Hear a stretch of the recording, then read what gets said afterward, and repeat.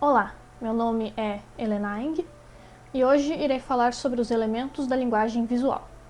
Imagens são uma forma de comunicação, uma linguagem que, assim como o português ou o inglês, também pode ser aprendida para maior compreensão e apreciação do mundo à nossa volta.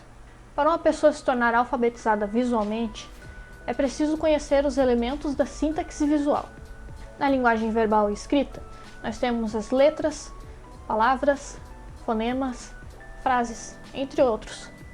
Na linguagem visual, nós temos outros elementos que compõem esse papel de unidade construtora de significado. Na linguagem visual, ao contrário do português, não existe certo ou errado. Existem maneiras mais claras e menos claras de se passar uma informação. Quando nós vemos, estamos interpretando informações recebidas através dos olhos. Essas informações são interpretadas de maneira abstrata, representacional e simbólica. Eu tenho aqui um conjunto de dados. De maneira abstrata, eles são diversas formas poligonais. Qualquer pessoa que assistir esse vídeo vai reconhecer que isso aqui é uma pirâmide e isso aqui é um cubo. Os dois têm uma cor escura e entalhes em cada um dos lados. A interpretação representacional ela já está ligada ao aprendizado por observação e demonstração. Por exemplo, você observar que o dado de 20 lados rola bem mais fácil que o dado de 6 lados. E a interpretação simbólica, ela vem das experiências prévias de cada um. Quando você vê esse conjunto de dados, dependendo das experiências, dos jogos, das atividades que você já realizou usando dados, eles vão simbolizar algo diferente. Por exemplo, para mim, esse conjunto de dados simboliza o jogo de RPG de mesa Dungeons and Dragons, que é essa experiência que eu tenho com esse conjunto de dados. Símbolos necessitam de aprendizado prévio para serem compreendidos, mas esse aprendizado ocorre em grande parte intuitivamente, desde que esse símbolo seja usado no dia a dia do grupo ou cultura que a pessoa convive. Por exemplo, a maioria das pessoas sabe que a caveira dentro de um losango vermelho ou amarelo costuma representar perigo. Isso porque a maioria das culturas tem a caveira como representação da morte. Então é um símbolo que se iguala a esse perigo de morte. O símbolo de perigo da caveira não é algo que precisa ter um conhecimento muito grande prévio. É algo que a gente já intuitivamente aprende convivendo no mundo atual. Muitas vezes símbolos representam algo e o seu significado pode ser tanto desde só perigo até algum acontecimento histórico ou algo assim. Recapitulando essas três interpretações visuais então. O abstrato é a informação visual pura, da forma, cor, luz, entre outros. Esse objeto aqui é um cilindro com uma curva ligada a ele, de cor escura, e ele está bem iluminado.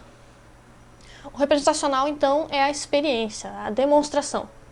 Vocês podem ver que eu seguro esse objeto assim e eu posso usar ele como um recipiente de líquido. O simbólico é o significado. Isso aqui é uma caneca. Ela é usada para beber café e chá. Por mais que possa botar água aqui dentro também, se eu for beber água, minha intuição é procurar por um copo, não por uma caneca. Porque, de acordo com a minha experiência, pela minha vivência, no ambiente que eu cresci, a caneca se usa para café e chá. Isso que eu mencionei até agora são classificações gerais do processo de percepção, que é muito importante quando nós lemos uma imagem. Toda vez que você vê, você recebe essas informações abstratas, processa elas e as relaciona com símbolos e representações que você tem na sua memória. É importante ressaltar que essa nossa percepção, essa nossa interpretação nunca é exclusivamente simbólica ou abstrata ou representacional. Ela se interrelaciona para atribuir significado às informações recebidas pelos olhos. E cada elemento da sintaxe visual tem essas interpretações abstratas, simbólicas e representacionais. Vamos começar então com o elemento mais básico da sintaxe visual, que é o ponto. O ponto é a unidade visual, indicativo de posição e ponto de interesse. Ele não tem volume, comprimento ou largura. O ponto pode ser tanto gráfico, presente visualmente, ou apenas um elemento representacional da composição. O ponto gráfico é representado por uma pequena marca no seu suporte, enquanto que um ponto simbólico ou representacional vai indicar uma posição ou ponto de interesse. Nessa obra abstrata de Kandinsky, nós podemos observar como principal ponto de interesse esse elemento maior à esquerda superior. Porém, existem muitos outros pontos gráficos também presentes nessa obra abstrata. O ponto de interesse nessa obra de Draper está na garota, sentada mais à esquerda. O ponto não precisa apenas representar um local na composição, pode ser também, por exemplo, um ponto de luz, como nessa foto aqui. Quando há mais de um ponto no campo visual, estes se relacionam e sua organização e número no espaço pode criar a ilusão de forma, tonalidade e cor, assim como nas obras pontilhistas. Nessa obra aqui de Petit-Jean, podemos observar que ela foi feita com pontos de tinta. Os pontos têm várias cores diferentes, mas se relacionados no geral, eles representam muito bem a imagem que Petit-Jean queria passar. As duas moças se preparando para tomar um banho. Essa outra obra aqui, que é do artista Tardieu, ela é uma obra pontilhista apenas com preto e branco. E a proximidade e quantidade dos pontos então cria a ilusão de claro e escuro na imagem. O elemento visual do ponto então pode representar muitas coisas no espaço de acordo com o seu contexto. E o próximo passo dele é a linha. A linha é a continuação do ponto. O ponto em movimento se torna uma linha, com posição e direção, porém sem largura. Aqui nessa obra de Kandinsky, novamente, podemos observar que ele usou linhas como um elemento gráfico. As linhas também são utilizadas como maneira de representação de forma, e são um dos elementos mais utilizados no desenho, até mesmo nas pinturas também, como forma de rascunho, que é o exemplo desse desenho aqui, um rascunho utilizando linhas. Assim como o ponto, seu número e organização no espaço pode criar a ilusão de tonalidade, como na técnica da rachura. Nesse caso aqui, temos a obra de Goltzius, que se utiliza da técnica da rachura. As linhas sobrepostas, então, sua proximidade, sua quantidade, criam a ilusão de tons de claro e escuro. As linhas também existem de maneira invisível, porém isso eu vou comentar mais para frente. A forma, então, é o próximo passo da linha e do ponto. Existem três formas básicas, cujas todas as outras formas complexas podem ser criadas: o triângulo, o quadrado e o círculo. A partir da combinação dessas, pode ser derivados todas as outras formas e volumes da natureza. Os nossos olhos são muito bons em reconhecer formas. É a partir do reconhecimento de formas básicas que nós vemos muitas coisas. A partir só da silhueta de um objeto, a gente consegue reconhecer o que ele é. E aí, mesmo através de formas bem simples, nós ainda podemos reconhecer uma imagem. O importante para a nossa visão não são os detalhes, são as formas. Não é à toa que artistas iniciantes aprendem primeiro a reconhecer objetos complexos com formas básicas. Você já deve ter visto, se você viu algum livro ensinando a desenhar, aquele exemplo de desenhar com círculos no rascunho. Isso é representar as formas complexas, como por exemplo aqui esse gato, com formas mais simples. É muito mais fácil desenhar um cubo do que desenhar a forma complexa de um gato. Mas pode-se criar a forma complexa do gato a partir de cubos. Apenas com ponto, linha e forma já se pode criar imagens. Configurando esses no espaço, podemos criar então tom e textura. Apresentando a cor, temos ainda mais proximidade e qualidade visual. Apenas com ponto, linha e forma já se pode criar imagens. Esses três elementos, em conjunto, podem criar o tom. E a tonalidade é de extrema importância para a realidade visual. É ela que cria a volumetria e contraste, delimita a luz, cria as formas e dá informação para a cor. A tonalidade é então a escala de claro para o escuro, ou seja, do branco para o preto, da luz para a escuridão. A gradação da tonalidade é uma das melhores maneiras de representar a tridimensionalidade. E mesmo sem cor, apenas com tom, dá para se reconhecer objetos. A cor é apenas um nível a mais de informação, mas ela não é necessária 100% para a nossa sobrevivência. Na arte, a tonalidade costuma ser usada para criar contrastes de claro e escuro em um desenho. Porém, ainda pode-se criar artes utilizando outros tipos de contraste. Voltando aqui na obra de Petit-Jean, dá para se observar que na direita não existe muito contraste de tons claro e escuro, mas existe o contraste de cor.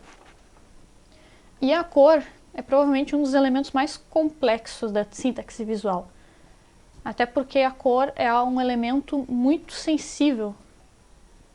A cor ela se relaciona muito mais ao emocional do que ao intelectual. Nós relacionamos o vermelho à intensidade, o azul à calmaria, o amarelo ao calor, entre outros. Cores costumam parecer diferentes quando vistas em contextos diferentes. As cores, elas não são concretas, elas são muito relacionáveis, elas funcionam mais em relações umas com as outras. Que nesse exemplo, então, você provavelmente já deve ter visto algo similar. Temos aqui um mesmo cinza que, posto contra um elemento quente do vermelho com o amarelo laranja, ele parece frio, enquanto que visto em relação ao azul gelado, ele parece quente, mesmo sendo o mesmo elemento, a mesma cor. E aqui nós vemos novamente uma coisa que parece até contraditória. O amarelo, que costuma ser quente, aqui nesse caso posto contra cores mais quentes, parece um amarelo frio, enquanto que posto contra cores geladas, ele parece quente. A teoria da cor é bem extensa e bem complexa, então é algo que eu não vou entrar muito em detalhes aqui. Existem inúmeras combinações e inter-relações que podem ser desenvolvidas para criar harmonia entre uma cor e outra, e as técnicas de cor, de iluminação com cor, são muito extensas. Você já deve ter ouvido que as cores primárias são consideradas o amarelo, o vermelho e o azul. Mas isso não é regra. Como eu mencionei no início, não existem regras concretas na sintaxe visual. O vermelho, azul e amarelo são mais usados por artistas porque são cores primárias que funcionam para o fim de misturar cor e passar a harmonia visual que o artista quer. Outras três cores primárias bem comuns também são o magenta, o ciano e o amarelo. Impressoras costumam usar essas três cores primárias. Nenhuma delas está certa ou errada, só são cores primárias diferentes. Existem ainda mais teorias de cores primárias por aí, mas essas duas são as principais, usadas pela maioria das tecnologias e dos artistas hoje em dia. E quando se trabalha com cores, é importante lembrar que as cores se misturam de maneira diferente dependendo de algumas circunstâncias. Cores subtrativas costumam ficar mais escuro quando misturadas, como por exemplo tintas. Quando você mistura tintas de várias cores, elas costumam ficar um marrom, uma cor mais escura. Enquanto que misturas aditivas vão ficar mais claras. Nesse caso, cores aditivas são luz, por exemplo. Se você misturar uma luz ciano com uma luz magenta, vai criar uma luz mais branca, ao invés de escurecer. O próximo elemento, então, da sintaxe visual é a textura, que, por sua vez, é criada da combinação da tonalidade com a cor, dando ilusão a uma sensação tátil, visual. A gente reconhece superfícies lisas e ásperas sem precisar tocar elas, apenas por observação e por experiência prévia. A textura, então, nos dá informação sobre o que o objeto é feito, qual que é o material do objeto. Nesse caso, nessa pintura de Petit Jean, mesmo você nunca tendo encostado nessa pintura, só por saber que ela é feita de vários pontos, assim, e só observando a textura que tem no quadro, você provavelmente consegue imaginar como que seria passar a mão por ele, sentindo cada um dos pontinhos de tinta. Mesmo nunca tendo sentido essa imagem, é possível imaginar que se botar ela contra a luz, ela não vai ser lisa, ela vai ter uma textura da tinta. Essa outra pintura aqui de Draper, então, dá para observar que ele criou a textura do muro de pedra atrás da menina, usando manchas. Até a própria textura também do arbusto de rosas ao lado também, ela não chega a ser bem folhas únicas, é uma textura que cria a ilusão então de folhas. A própria maneira também que ele desenhou a touca que ela está usando e o cabelo dela, dá para sentir que a touca é algo um pouco mais áspero e o cabelo é um pouco mais macio. Porém, muito dessa questão de textura precisa da experiência prévia. Você precisa ter tocado alguma coisa similar para você conseguir imaginar na sua cabeça como que aquele objeto sentiria. Os próximos elementos que eu vou falar aqui não são elementos concretos, eles são conceitos visuais. Aqui tem então a representação da escala. A escala, ou também proporção, é um elemento que ele é interrelacional, onde, quando comparados uns com os outros, objetos acabam se modificando. Formas mudam de tamanho, luzes mudam de brilho, cores mudam de intensidade. As relações dos objetos no campo visual dão diferentes impressões. A gente chegou a falar em uma questão de proporção, de escala, quando eu comentei da cor. A cor ela muda quando está contra diferentes fundos, quando está com diferentes cores em volta dela. E é a mesma coisa aqui, nessa imagem. Os cubos, você só sabe que um cubo é menor que o outro, porque tem outros cubos na imagem. O cubo que está na frente só parece menor por causa que tem outros cubos maiores do que ele. E a escala e proporção também é importante para saber questões de, por exemplo, perspectiva. Aqui nesse quadro da webcomic, por assim dizer, do João Kutkowski, a gente pode observar que o personagem que está na porta, ele parece menor, né? Se nós formos falar de informação visual abstrata, o personagem que está na porta, ele é menor do que o personagem que está em primeiro plano. Porém, da nossa experiência de vida, todos os elementos visuais que a gente já viu, a gente sabe que isso não é a realidade. Ele não é menor do que o personagem que está em primeiro plano, ele só está mais longe. Mesma coisa aqui nessa foto. As janelas da casa, você sabe que são retângulos, porém elas estão deformadas por causa da perspectiva. Mas mesmo com essa deformação é possível reconhecer que é um retângulo, só que ele está de lado. Aqui tem uma pintura de um cenário feita por Turner.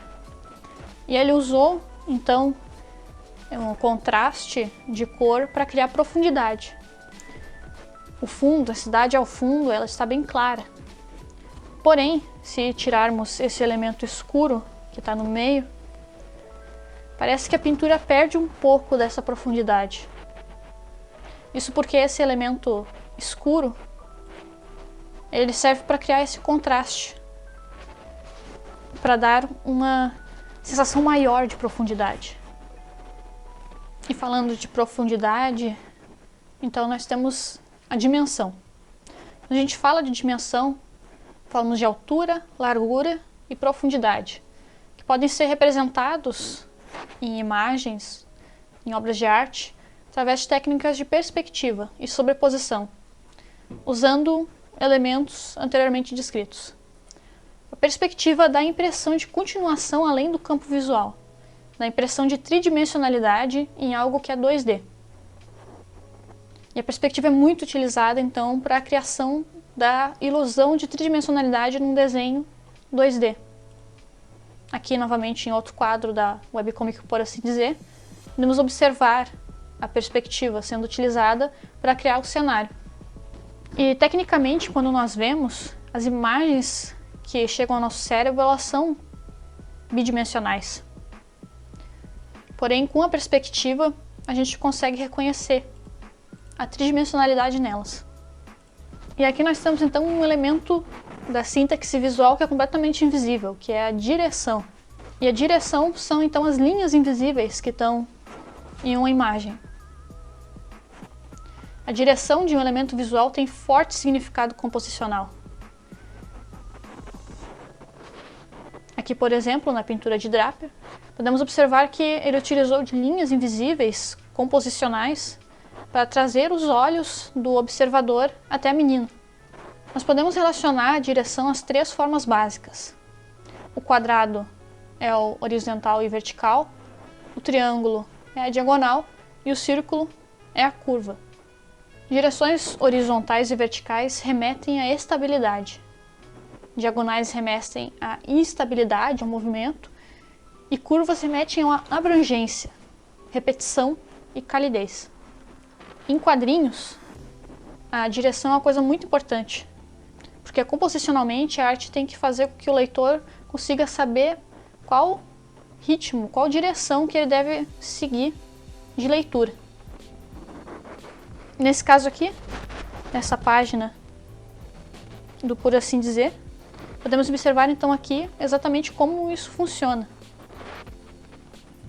Todos os elementos da imagem criam um caminho para os nossos olhos, que eles passam então e leem a imagem e também os elementos escritos.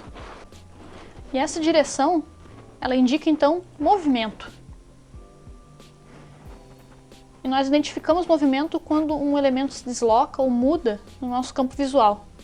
Numa imagem estática não tem movimento, mas podemos criar a ilusão de movimento em uma imagem estática.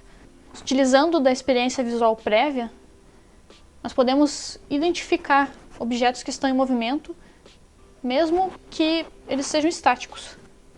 Numa foto, conseguimos identificar que uma pessoa que está correndo está em movimento, uma pessoa que está dançando está em movimento, pássaros voando estão em movimento, por mais que sejam estáticos. Existem muitos elementos gráficos e composicionais que podem representar movimento. No caso dessa imagem aqui, o borrão pode representar um movimento. Em quadrinhos, nós costumamos ver muitos elementos diferentes que representam o movimento. Até porque o quadrinho ele é uma arte sequencial que tem esse passo entre a ilustração estática e o desenho animado. No caso aqui dessa página do gato, observando o primeiro quadro aqui, nós temos a imagem do monstro. E nós podemos observar que desse primeiro quadro para o próximo, o monstro ele se distorce. Essa distorção é um elemento gráfico de movimento. Assim a gente reconhece que ele se moveu. Aqui também nós temos linhas que indicam movimento. E um elemento gráfico amarelo aqui que representa então uma batida. Novamente aqui nós temos mais elementos gráficos que podemos observar que representam então o personagem caiu. A própria pose dele também, observando isso e por experiência prévia nós sabemos que isso ele não está estático ali, ele acabou de atingir o chão. Nesse próximo quadro a gente tem então linhas em volta da mão, linhas em zigue-zague, que costumam representar então tremer, né, ou segurar bem forte, a ponto que está tremendo. E assim, com diversos elementos gráficos, é possível representar movimento. Aqui mais um exemplo então, o personagem que está à esquerda, nós sabemos que ele está descendo do ônibus e ele não está parado no ar, ele não está voando, ele está descendo do ônibus. E a gente sabe disso porque a maioria de nós já desceu de um ônibus, já desceu um degrau. A gente sabe que a gente não fica parado no ar. E é através dessa experiência prévia, desse conhecimento que a gente tem, que a gente consegue reconhecer que ele está se movendo. Não é à toa que bebês jogam coisas no chão. Eles não sabem que os objetos vão cair. Quando nós crescemos, a gente acaba não percebendo tanto essa informação, porque é algo do nosso dia a dia. E a junção de todos esses elementos visuais cria diferentes resultados, relações, contrastes, tensões, que formam tudo o que nós vemos. Espero que vocês tenham gostado dessa videoaula sobre elementos da linguagem visual. Esse vídeo foi feito como parte de um trabalho para a faculdade que eu estou fazendo de licenciatura em Artes Visuais, pela Uninter. Qualquer dúvida que vocês tiverem, fiquem à vontade para perguntar nos comentários. Também, por favor, comentem o que vocês acharam do vídeo, o que poderia melhorar, se tá bom. E na próxima vez que vocês observarem um objeto ou apreciarem alguma coisa, seja lá o que for, por exemplo, uma história em quadrinhos, observem os elementos que estão nela. Porque é conhecendo esses elementos da sintaxe visual que é mais fácil de apreciar essas coisas que nós vemos. Obrigado por assistirem, espero que tenham gostado e até a próxima!